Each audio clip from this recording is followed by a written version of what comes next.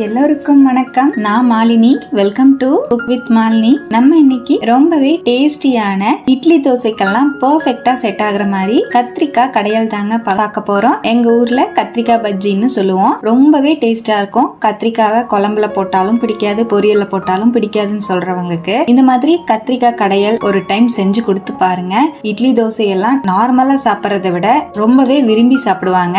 இந்த சட்னிக்காகவே 2 இட்லி எக்ஸ்ட்ராவும் 4 தோசை எக்ஸ்ட்ராவும் சாப்பிடுவாங்க. ரொம்ப சூப்பரா இருக்கும்.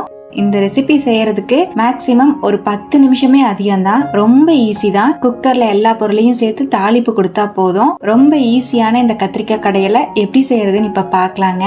குக்கர்ல ஒரு கை சின்ன வெங்காயம் சேர்த்துக்கலாம். சின்ன வெங்காயத்துக்கு பதிலா நீங்க பெரிய வெங்காயம் கூட ஆட் பண்ணிக்கலாங்க. 4 தக்காளி பழம் சேர்த்துக்கலாம்.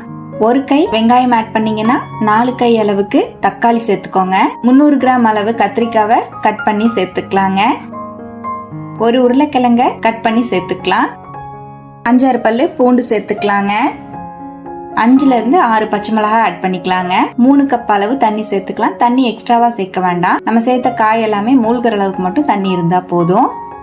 1/4 டீஸ்பூன் மஞ்சள் பொடி சேர்த்துக்கலாம். 1/2 டீஸ்பூன் மிளகாய் பொடி ஆட் பண்ணிக்கலாம். 2 டீஸ்பூன் உப்பு சேர்த்துக்கலாம். 1 டீஸ்பூன் ஆயில் ஆட் பண்ணிக்கலாம். குக்கர் மூடி போட்டு 3 விசில் விட்டு இறக்கிக்கலாம். நம்ம சேர்த்த காய் தக்காளி எல்லாமே நல்லா வெந்து சாஃப்ட் ஆயிடும். பாருங்க, நான் ஒரு 3 விசில் விட்டு இறக்கிட்டேன். ஸ்டீமும் நல்லா ரிலீஸ் ஆயிடுச்சு. ஓபன் பண்ணிக்கலாம். நம்மளோட கத்திரிக்காய் கடையல் ரெடி ஆயிடுச்சுங்க.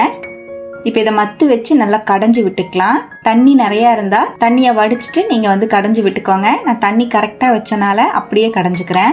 நம்ம சேர்த்த தக்காளி கத்திரிக்காய் எல்லாமே நல்லா மேஷ் ஆகணும். தெரியாத அளவுக்கு நல்லா கடைஞ்சு விட்டுக்கோங்க. இப்ப பாருங்க, இந்த மாதிரி நல்லா கடைஞ்சிட்டேன்.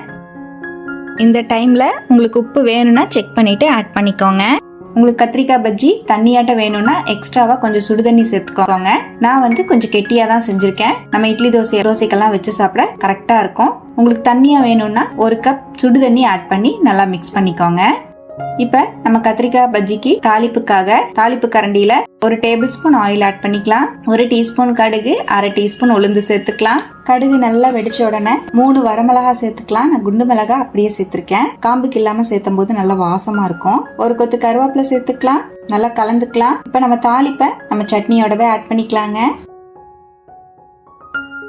இப்ப நம்ம தாளிப்பை நம்ம கத்திரிக்காய் பஜ்ஜியோடவே சேர்த்துட்டு நல்லா மிக்ஸ் பண்ணிக்கலாம். அவ்வளவுதான். ரொம்ப ரொம்ப டேஸ்டியான இந்த கத்திரிக்காய் பஜ்ஜியை நீங்களும் இதே போல ட்ரை பண்ணி பாருங்க. இட்லி, தோசை, பணியாரத்துக்கெல்லாம் வச்சு சாப்பிட சூப்பரா இருக்கும். சாதத்தோட கூட நீங்க சாப்பிடலாங்க. சுட சுட சாதம் போட்டு கூட சாப்பிடலாம். சூப்பரா இருக்கும். கண்டிப்பா இதே போல இந்த டேஸ்டி அண்ட் ஈஸியான கத்திரிக்காய் பஜ்ஜியை நீங்களும் ட்ரை பண்ணி பாருங்க. ட்ரை பண்ணி பார்த்துட்டு எப்படி வந்ததுன்னு கமெண்ட்ல மறக்காம என் கூட ஷேர் பண்ணுங்க. நம்ம சேனலுக்கு இப்பதான் ஃபர்ஸ்ட் டைம் வந்திருக்கீங்கன்னா சப்ஸ்கிரைப் பண்ணி பக்கத்துல இருக்கிற பெல் ஐகான் பிரஸ் பண்ணிக்கோங்க. லைக் பண்ணுங்க. ஃப்ரெண்ட்ஸ் அண்ட் ஃபேமிலியோட ஷேர் பண்ண மறக்காதீங்க ஃப்ரெண்ட்ஸ். தேங்க்யூ.